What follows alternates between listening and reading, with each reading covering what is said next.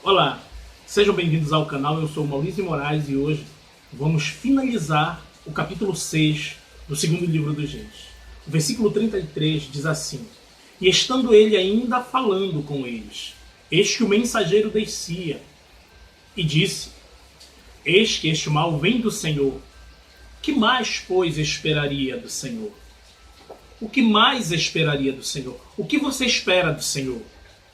Depois de 3 anos de fome, depois dos desastres, depois da sociedade ter sido levada ao limite da humanidade, o que mais poderia se esperar do Senhor Deus? Este mal vem de Deus. Você reconhece essa frase? Se Deus é bom, por que existe inferno? Se Deus é bom, por que existe o mal no mundo? Se Deus é bom, por que pessoas boas sofrem? Por que os inocentes morrem? Todas estas perguntas estão inseridas aqui quando a resposta já está sendo dita antes da pergunta. Porque todas estas perguntas, elas não têm um cunho informativo. Essas perguntas não querem saber de Deus o que ele pensa, o que ele acha e realmente por que ele assim age. Todas estas perguntas têm como único objetivo a insinuação de que todo este mal vem de Deus. Não é consequência do meu erro, não é consequência da catástrofe do pecado na terra, não é consequência da corrupção generalizada. A natureza, sim, a natureza geme, desejando que chegue o grande dia do Senhor, em que tudo isso vai acabar. Mas nós não. Os seres humanos querem cada minuto de suas vidas para degustar os prazeres da carne. No entanto, o Senhor faz uma chamada bem simples quando ele te diz: olha, aquele que amar a sua vida, perdê-la, mas aquele que perder a sua vida por amor de mim, achá-la. É claro, isto é uma ofensa para aquele que vive uma vida puramente carnal, para aquele que, assim como o rei e os seus conservos e os seus servos, vive da aparência. Este versículo fecha todo o ensinamento que tem no capítulo 6, o ensinamento de que se vive da aparência, e que no final revela-se a verdade do coração do homem, se ele realmente confia em Deus. É uma grande ofensa para o inimigo, é uma grande ofensa para o ímpio, insinuar que é possível confiar em Deus, como Jó, mesmo em face à morte. Quando Jó disse: ainda que ele me mate, ainda assim nele esperarei. Como aquele mendigo que não roubou, não negociou. Aquele mendigo, Lázaro, morreu pobre, morreu mendigo, morreu miserável. Mas não viveu uma vida justificando a sua busca dos prazeres da vida naquilo em que a palavra diz, quando a palavra de Deus diz que ele nos quer bem, que todas as coisas são para todos, que Deus, ele deu o mundo para os homens. Todas estas coisas estão na Bíblia. Existem muitas justificativas na palavra de Deus que justificam a busca pelo melhor, por uma vida mais suave, por uma vida com menos dores. A busca de uma vida com menos dores. No entanto, a palavra de Deus nos ensina que aquele que vive apenas para este mundo, se nós esperássemos apenas neste mundo, nas coisas deste mundo, apenas aqui, nós seríamos os mais miseráveis dos homens. Dito isso, o que esperar do Senhor?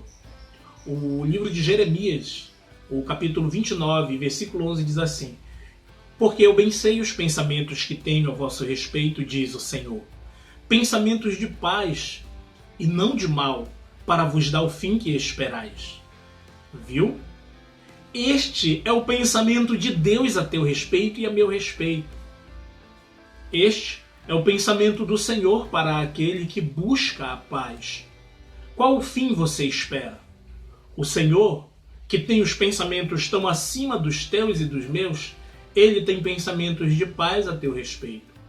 É claro que Eliseu, que estava debaixo desse cerco por 3 anos e meio, vivendo o desprazer de sentir a fome horrenda que se abateu sobre a cidade de Samaria, Eliseu entendia que Deus tinha bons pensamentos. Eu sei que é difícil entender, mas não é tão difícil de aceitar. porque as coisas materiais só se compreendem aqui, a nível material. Mas as coisas espirituais, delas nós podemos compreender tendo uma visão espiritual. O livro de Isaías, o capítulo 55 e o versículo 6 ao 11 diz assim: Buscai ao Senhor enquanto se pode achar, invocai-o enquanto está perto. Deixe o ímpio o seu caminho, e o homem maligno deixe os seus pensamentos, e se convertam ao Senhor, que se compadecerá dele. Torne para o nosso Deus, porque ele é grandioso em perdoar. Porque os meus pensamentos não são os vossos pensamentos, nem os meus caminhos os seus caminhos, diz o Senhor. Porque assim como os céus são mais altos do que a terra, assim são os meus caminhos mais altos do que os vossos caminhos, e os meus pensamentos mais altos do que os vossos pensamentos. Porque assim como desce a chuva e a neve dos céus, e para lá não tornam, mas regam a terra, e fazem produzir e brotar, e dá semente ao semeador, e pão ao faminto, ao que come, assim será a palavra que sair da minha boca. Ela não voltará para mim vazia. Antes fará o que me apraz, e prosperará naquilo para que a enviei. É difícil esperar 3 anos e meio, vendo as atrocidades sendo cometidas, vendo a fome se abater? É difícil. Mas se você compreende que a palavra de Deus é para você, se você se curva a esta palavra e aceita em seu coração, o teu desespero se torna igual ao desespero de Eliseu. Veja aí que Eliseu estava assentado com os anciãos da cidade. Eliseu não estava desesperado. Eliseu estava confiando no Senhor. Eliseu não saiu correndo para fazer jejuns e orações e buscar uma solução.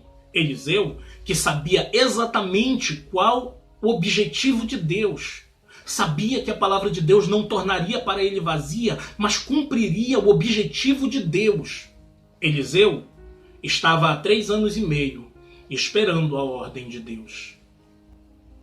No livro de Apocalipse, o capítulo 7, o versículo 16 e 17, encerra a grande lição do que Deus tem para mim e para você, quando diz assim: nunca mais terão fome, nunca mais terão sede, nem sol nem calma alguma cairá sobre eles, porque o Cordeiro que está no meio do trono os apacentará e lhes servirá de guia para as fontes das águas da vida. E Deus limpará dos seus olhos toda a lágrima. Viu? Deus limpará dos seus olhos toda a lágrima, porque não há uma promessa de não choro, não há uma promessa de não dor. Há uma promessa de que todas estas coisas vão terminar. Sim, tudo isso um dia vai parar. E Deus vai enxugar dos teus olhos todas as lágrimas. Vamos finalizar lendo o que está no livro de Apocalipse, no capítulo 22 e o versículo 17, que diz assim: E o Espírito e a esposa dizem: vem. E quem ouve, diga: vem.